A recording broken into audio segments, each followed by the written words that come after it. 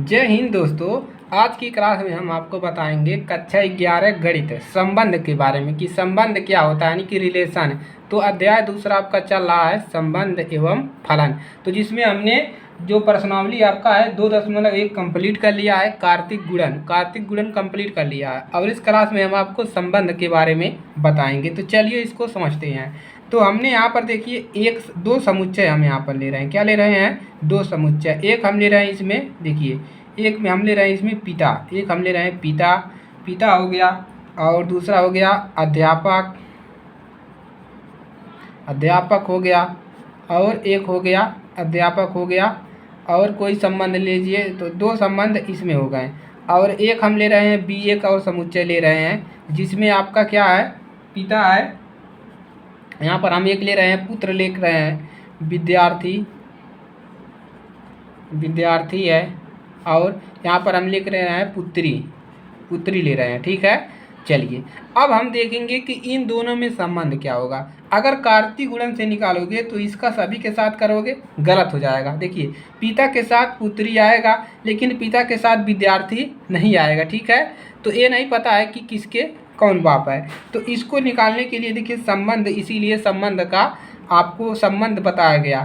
तो जैसे हमने ए को लिया, यहाँ पर चित्र के माध्यम से समझते हैं। इस प्रकार से हमने यहाँ पर रखा पिता को, पिता का संबंध किससे होगा, और अध्यापक का संबंध किससे हो गया, अध्यापक यहाँ पर है। और यहाँ पर एक समुच्चय भी है, इसमें कौन कौन लोग हैं, इसमें पुत्र है, एक पुत्र है, और विद्यार्थी है, विद्यार्थी है, और यहाँ पर क्या है, पुत्री है। ठीक है, अब देखिए तो अब इन दोनों में संबंध निकालना है। तो संबंध कैसे निकालोगे? जैसे पिता का संबंध देखिए पुत्र से भी हो सकता है, पुत्री से भी हो सकता है। ठीक है, तो पिता का संबंध किससे हो सकता है, पुत्री से भी हो सकता है, और इससे तो पिता का संबंध यहाँ से पुत्र से हो गया, और उसके यानी कि लड़के और लड़की दोनों से हो गया। लेकिन क्या बताइए, अध्यापक का संबंध पुत्र से होगा? क्योंकि हमको यहाँ पर निश्चय नहीं पता है कि अध्यापक का संबंध पुत्र से नहीं होगा।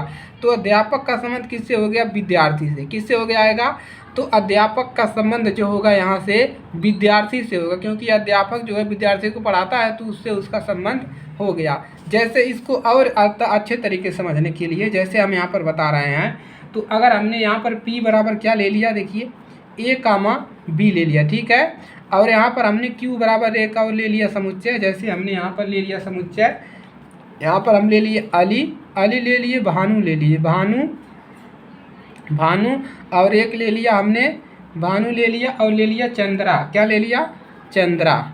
अब इन दोनों में समुच्चय बताइए कैसे समुच्चय निकालोगे, इन दोनों में कैसे आप समुच्चय निकालोगे। तो देखिए हमने यहाँ पर P लिखा, यहाँ पर Q लिखा। अब दोनों में संबंध कैसे पता करोगे? देखिए यहाँ पर कौन कौन है, A है और B है, और यहाँ पर कौन है, अली है, और यहाँ पर भानु है, और यहाँ पर क्या है, चंद्रा है, चंद्रा है। तो एक में इसमें है। अब बताइए इनमें संबंध कैसे निकालोगे दोनों में। तो संबंध इसी तरीके से निकाला जा सकता है अल्फ़ाबेट से। इसका पहला अक्षर मिलाओ, इसका मिलाओ, तो ए इसमें भी है और ए इसमें भी है, तो इसका संबंध इससे हो गया।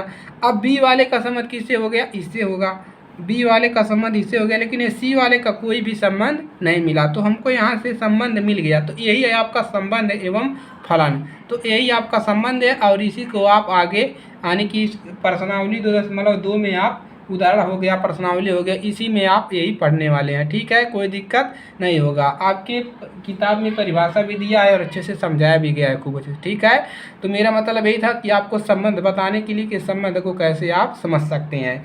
तो आज के लिए सिर्फ इतना ही। इस वीडियो को शेयर करिएगा ज़्यादा से ज़्यादा अपने दोस्तों के पास, ताकि हर बच्चे की मदद हो सके। और अगर आप चैनल पर नए हैं तो चैनल को सब्सक्राइब करके जुड़ जाइए। चलिए इसी के साथ मिलेंगे अगली क्लास में, तब तक के लिए जय हिंद, जय भारत।